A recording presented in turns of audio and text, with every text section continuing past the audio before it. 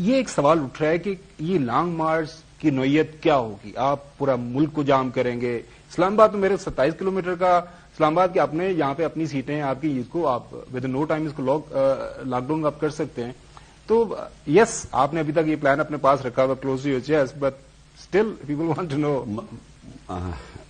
Problem پتہ کیا؟ میں نے کبھی نہیں سوچا تھا کہ 50 سال سے یہ قوم مجھے جانتی ہے. میں باہر بھی کمائی کی لیکن سارا کچھ بیچ کے پاکستان، کیونکہ میں کبھی سوچا بھی نہیں کہ میں پاکستان سے باہر رہ سکتا ہوں. حالانکہ میرے بچے باہر ہیں، میری شادی بھی باہر ہوئی، لیکن میرے ذہن میں یہ تھا یہ ہمیشہ میرا ملک تھا. لیکن میں نے کبھی نہیں سوچا کہ مجھے ایک غدار، ایک ملک دشمن کی طرح ٹریٹ کیا جائے گا جو آج مجھے کیا گیا.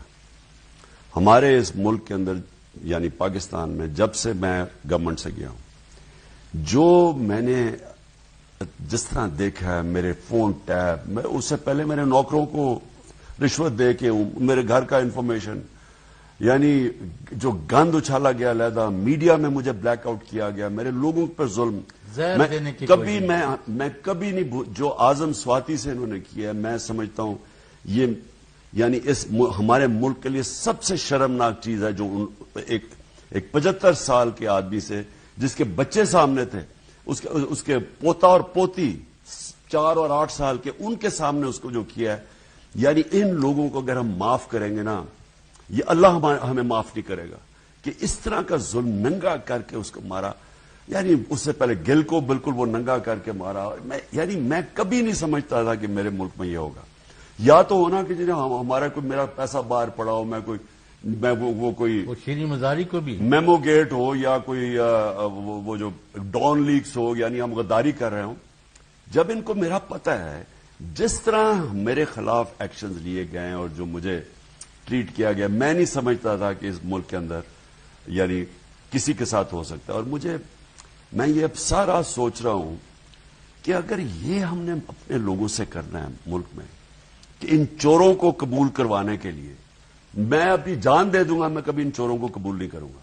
یہ اگر یہ سمجھتے ہیں کہ ڈرا دھمکا کے ذلیل کر کے لوگوں کو یہ مان جائیں کہ یہ جو 30 سال سے اس ملک کو لوٹ کے پیسہ باہر لے کے جا رہے ہیں، میں سمجھتا ہوں ان کی غلامی سے بہتر موت ہے.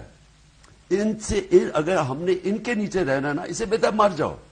تو میں تو یہ لانگ مارچ ایک میری حقیقی آزادی کا ایک حصہ ہے، یہ رکنے نہیں لگی. یہ اس ملک کو جب تک اگر ہم نے اس کو بچانا ہے نا، کہ کبھی بھی ملک آگے نہیں بڑھے گا جب تک یہ پوری طرح آزاد نہ ہو. آزاد کا مطلب جو ہمارے فنڈامنٹل رائٹس کو ہماری عدالتیں پروٹیکٹ کریں، انصاف ملے. یہ نہ ہو طاقتور کے لیے این آر او اور کمزور بیچارہ جیلوں میں سڑا. جب تک ایک انصاف کا نظام، پروٹیکشن نہ ہو، ہر ادارہ اپنے دائرے میں رہ کے کام کرے، بجائے یہ کہ جس کا دل کرے جو مرضی کرے. ایک جو قانون کے اوپر لوگ بیٹھے ہوئے ہیں، جو اعظم سواتی سے کیا ہے، یہ قانون کے اوپر ہی اپنے آپ کو سمجھتے ہیں نا. یہ قانون کے کون سے قانون اجازت دیتا ہے کہ آپ پکڑ کے آدمی کو جا کے ایجنسیز کے حوالے کر دیں، وہ جا کے اس کو ننگا کر کے مارے؟ کون سا قانون اجازت دیتا؟ اور پھر پروٹیکشن بھی کوئی نہیں ہے. آزاد تب ہوں گے، اور میں آزاد ملکوں کو دیکھا ہوا، برطانیہ میں رہا ہوں، کسی کی جرت نہیں ہے وہاں شہریوں سے یہ حرکتیں کرے. اس لیے وہ ملک آگے ہیں. ہم کبھی بھی پروگریس نہیں کر سکتے جب تک اس ملک میں انصاف کا نظام نہیں ہوتا. دیکھیں مدینہ کی ریاست میں کیوں بات کرتا ہوں، میرے نبی صلی اللہ علیہ وسلم سب سے پہلے عدل اور انصاف قائم کیا. خوشحالی بعد میں آئی، پہلے خوشحالی نہیں آئی. پہلے انہوں نے ایک لوگوں کو آزاد کیا انصاف دے کے. انصاف انسانوں کو آزاد کرتا ہے.